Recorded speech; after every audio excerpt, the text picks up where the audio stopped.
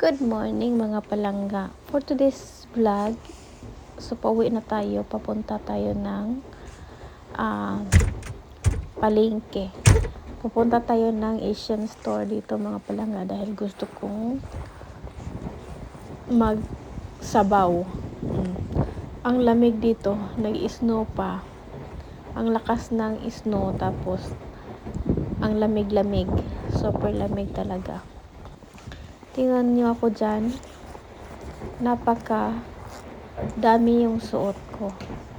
Dahil maraming snow, tapos mahangin pa, tsaka ang lamig-lamig.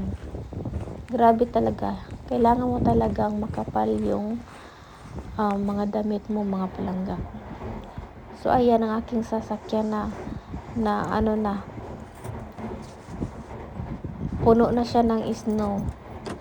Nilagyan ko siya ng foil para hindi ako magkuskus sa aking front door kasi siguradong mag-a-ice yan pag hindi ko lagyan ng foil. So bago sa lahat mga palangga, alisan natin yung snow sa ating sasakyan, no? Dahil bawal po pag nag-drive ka ng maraming mga snow, hindi mo siya aalisan at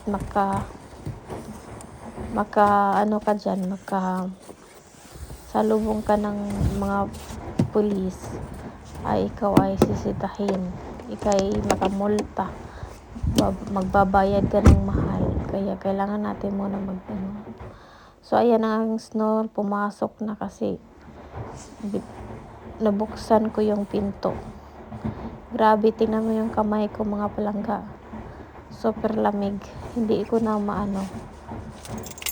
na kayang yung aking kamay dahil napaka lamig talaga.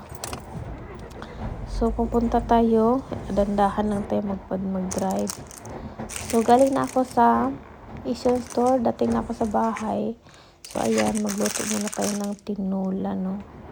Dahil nagkasakit po ako, dahil Lunes ngayon, kahit may sakit ako, kailangan kong pumasok dahil nakakahiya naman nung bago lang ako nagkasakit. Tapos 1 week lang nagkasakit ako, tapos nagkakasakit na naman ako. Kaya nahihiya akong mag-absent na naman sa trabaho. So yan, nagprito ako ng tuyo, ng tilapyang tuyo galing sa Pilipinas nung umuwi ako. Ayan, kain na tayo.